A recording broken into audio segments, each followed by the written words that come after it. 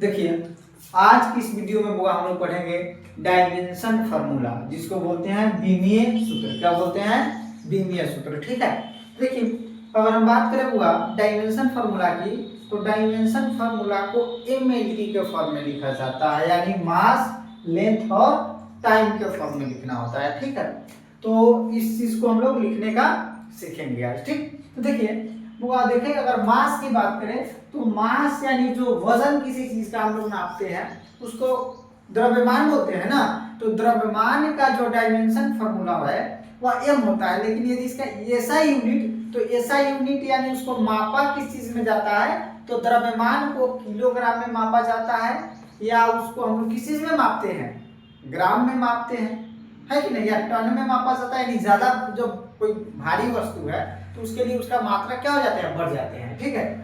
उसी तरह से क्या हुआ कि अगर हम बात करें द्रव्यमान का, तो द्रव्यमान को हम लोग इंग्लिश में बोलते हैं मास, और हिंदी में इसको द्रव्यमान ही कहा जाता है। देखिए, तो द्रव्यमान का जो SI यूनिट है वह केजी है, लेकिन यदि इसका डायमेंशन फार्मूला कहा जाए तो इसका डायमेंशन फार्मूला हुआ होता है जिसको बोलते हैं हम लोग M, कैपिटल M लिखेंगे। ठीक है।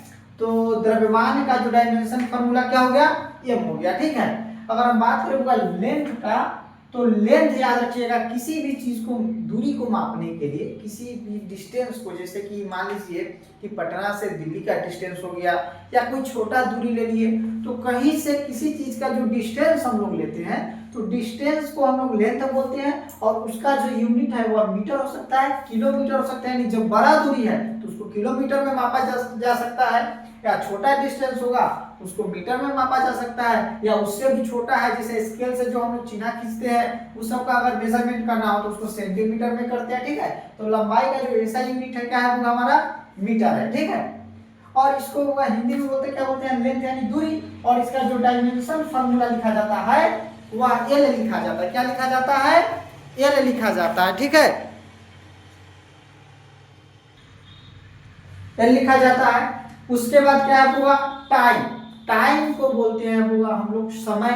समय का जो SI यूनिट है वह सेकेंड है, जिसे हम लोग S बोलते हैं ना, SI यूनिट उसका क्या है, S है। टाइम को सेकेंड में मापा जाता है, मिनट में भी मापा जाता है, और आवर यानी घंटा में भी मापा जाता है। ठीक है। और इसका डायमेंशन फार्मूला कहेगा तो हो जाएगा वो आपका T।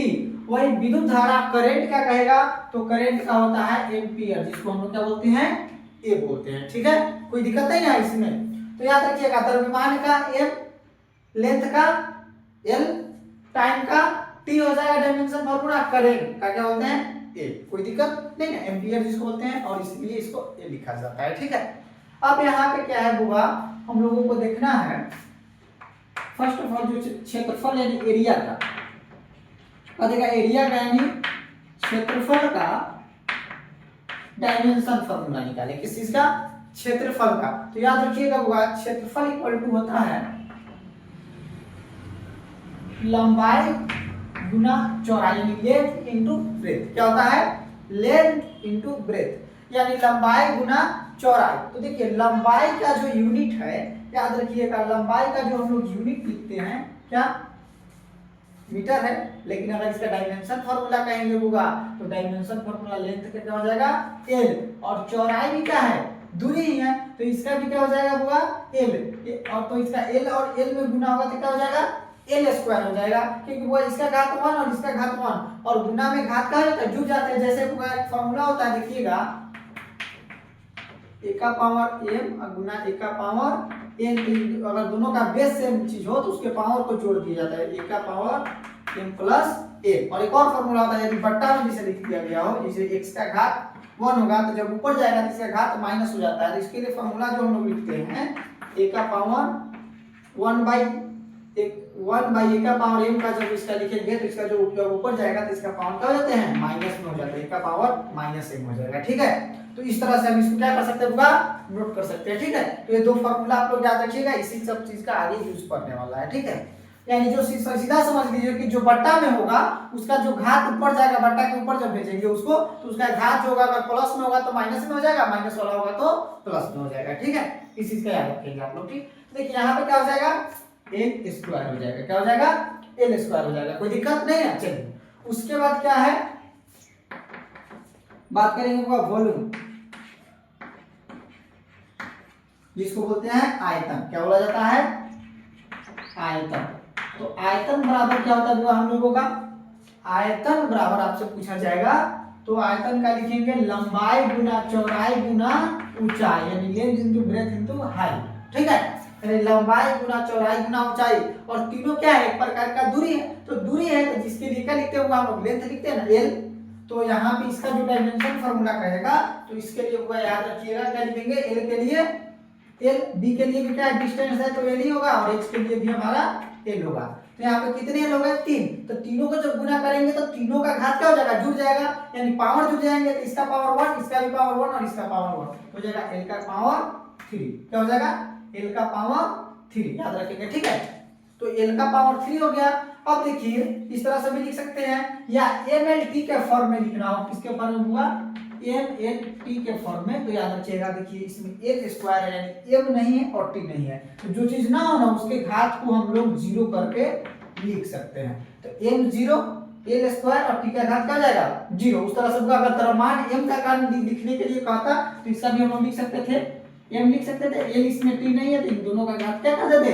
0 कर देते। उस तरह से अगर इसका लिखना होता तो यदि इनका लिखते तो लिखते m l t। देखिए इसमें l है, t और m नहीं है तो इन दोनों का घात क्या हो जाता? 0 हो जाता। उस तरह से आप लोग समय टाइम का डायमेंशन फार्मूला लिखिए। ठीक है, उसके बाद इसका लिखेंगे। चलिए अब हम लोग कहाँ थे? वॉल्यूम यानी आयतन का हम लोग लिखेंगे। तो इसमें भी क्या है? m नहीं है और t नहीं है, तो इन दोनों का घात हम लोग m0 और t0 लिखकर इसके लिख सकते हैं। क्योंकि किसी भी चीज का पावर यदि 0 हो तो उसका वैल्यू क्या होता है? 1 होता है। मैथ में पढ़े हुए है कि नहीं? तो किसी भी याद रखेंगे, किसी भी अगर चीज पे x का घात यदि 0 दिया हुआ है, इसका वैल्यू 1, यानी m का घात 0, इसका वैल्यू 1 हो जाता है। ठीक है, इस तरह से किसी का भी घात यदि 0 कर दे तो उसका वैल्यू 1 हो जाता है। ठीक है, चलिए अब क्या है? इसके आगे हम लोग निकालेंगे वेग, यानी वेलोसिटी का। अब वेग, वेलोसिटी, ठीक है, वेलोसिटी जिसको बोलते हैं वेग। तो वेग बराबर होता हुआ दूरी बटा समय। क्या होता है? डिस्टेंस अपॉन टाइम, यानी दूरी बटा समय। तो बताइए दूरी का जो डायमेंशन फार्मूला है क्या होगा? दूरी का क्या लिखे थे बुआ? एल लिखे थे। तो यहाँ पर लिख देंगे हम लोग एल, और समय का डायमेंशन फार्मूला क्या होता है? टी। तो यहाँ पे लिखेंगे एल अपॉन टी, यानी एल बाई टी। अब देखिए बटा के नीचे है, जहां ऊपर जाएगा इसका घात क्या हो जाएगा? यहाँ पे कुछ नहीं तो घात 1 है, और यहाँ ऊपर जाएगा तो माइनस में हो जाएगा, तो लिखेंगे एल और टी का घात -1। कोई दिक्कत नहीं ना? चलिए इतना आप नोट करिए, फिर हम आपको एक क्वेश्चन आगे देते हैं। ठीक है, फिर उसके आगे हम लोग बनाएंगे। इसको नोट कर सकते हैं आप। चलिए इसके बाद वो आप लोग बनाकर दिखाएंगे त्वरण का। किस चीज का बनाएंगे? त्वरण का। त्वरण का, त्वरण का क्या होता है? वेग बटा वेग में परिवर्तन, वेग में परिवर्तन बटा समय हो जाएगा। वेग में परिवर्तन बटा समय। तो देखिए वेग में परिवर्तन कहेगा तो वेग में परिवर्तन यानी वेग का डायमेंशन फार्मूला लिखेंगे। तो वेग का हम लोग डायमेंशन फार्मूला क्या निकाले? बोलिए। वेग का जो हम लोगों ने डायमेंशन फार्मूला निकाला, क्या निकाला? एल और टी का घात -1। यहाँ पर लिखेंगे एल और टी का घात -1, और बटा में क्या लिखेंगे बुआ? बटा में किसका लिखेंगे? समय का। तो समय का क्या हो जाता है? समय का हो जाता है टी। अब देखिए अब इसको भी बराबर, सॉरी बटा के ऊपर भेजेंगे। तो जब ऊपर भेजेंगे इसका कुछ नहीं वैल्यू, तो घात 1 है। अब जब ऊपर जाएगा तो -1। तो देखिए यहाँ पे क्या हो जाएगा होगा? टी का घात पहले से -1 है और एक और -1 चला जाएगा, यानी -2। तो हो जाएगा एल और टी का घात -2। इसका तो त्वरण का हम लोगों का डायमेंशन फार्मूला क्या हो गया? एल और टी का घात -2। और इसमें एक और इसका लिख सकते हैं चाहे तो। देखिए m इसमें नहीं है तो m0 लिख देंगे और टी का घात -2 हो जाएगा। चलिए ठीक है, इसको नोट करिए, फिर हम इसको आगे बताते हैं। अब इसके आगे वो एक और हम आपको देखते हैं घनत्व का, एनसीपी जिसको बोलते हैं घनत्व। घनत्व बराबर होता है द्रव्यमान बटा आयतन, इसको लिख सकते हैं मास अपॉन वॉल्यूम। तो देखिए द्रव, अब इसका अगर कहेगा आपको किसका डेंसिटी का डायमेंशन फार्मूला निकालने को, किस इसका डेंसिटी का डायमेंशन फार्मूला निकालने को, तो कैसे निकालेंगे देखिए।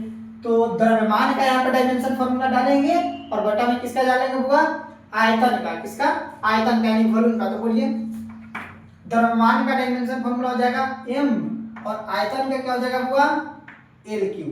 अब इसको देखिए बटा के ऊपर भेजेंगे तो क्या हो जाएगा, इसका भी घात क्या हो जाएगा -3, तो लिखेंगे m और l का घात -3 और इसमें देखिए t नहीं है तो t अपना से लिख देंगे और इसका घात क्या कर देंगे 0 कर देंगे। ठीक है, तो इस तरह से हम लोग किसका लिख लिए घनत्व का, किस चीज का लिख लिया हुआ घनत्व का डायमेंशन फार्मूला क्या हो गया m l का घात -3 और t का घात 0। इसके बाद होगा आपका है, हम लोग त्वरण का निकाल लिए थे, अब निकालना है बल का, किस चीज का बल का। तो बल बराबर होता है द्रव्यमान गुना त्वरण यानी मास इनटू एक्सेलरेशन। ठीक है, यहाँ पे त्वरण का निकाले हम लोग, अब यहाँ पे त्वरण का और मास का यानी द्रव्यमान के डायमेंशन फार्मूला को मल्टीप्लाई कर देंगे, गुना कर देंगे तो किसका निकल जाएगा बल का निकल जाएगा। ठीक है, तो बल का निकालना हो यदि तो क्या लिखेंगे बोलिए, द्रव्यमान के क्या हो जाएगा m और त्वरण का क्या निकाले थे हम लोग देखिए, तो यहाँ पे l और t का घात -2, तो गुना कर देंगे तो क्या हो जाएगा m l और t का घात -2, किसका हो गया बल का, किसका निकाल लिए बल का। तो बल का डायमेंशन फार्मूला आपसे पूछा जाएगा तो क्या बोलेंगे बोलिए, बल का निकालना हो तो बल का हो गया m l और t का घात -2, क्या हो जाएगा होगा m l t का घात -2, याद रखेंगे। ठीक है, और याद रखिएगा यह चीज आपके लिए काफी महत्वपूर्ण है, डायमेंशन फार्मूला जो है अगर आपको याद नहीं रहेगा तो आगे चल के बहुत दिक्कत हो जाएगा, क्योंकि जितने भी क्वेश्चन करना है सबके जितने भी फार्मूला पढ़ना है सबका डायमेंशन फार्मूला एग्जाम में पूछे जाते हैं। इसलिए यह आपका क्लास 12 वालों के लिए बहुत ही महत्वपूर्ण टॉपिक है डायमेंशन फार्मूला। इस चीज को आप अच्छे से पढ़ लेंगे और हमेशा हमेशा के लिए याद कर लेंगे। ठीक है, नहीं तो आगे चलकर एग्जाम के समय आपको काफी तकलीफों का सामना करना पड़ जाएगा। ठीक है, इसलिए इन सारे चीजों को आपको क्या करेंगे नोट करेंगे। एक बार इसको नोट करिए, फिर हम इसके आगे का क्या करते हैं आपको देते हैं और आप बना के दिखाओगे हमको। ठीक है,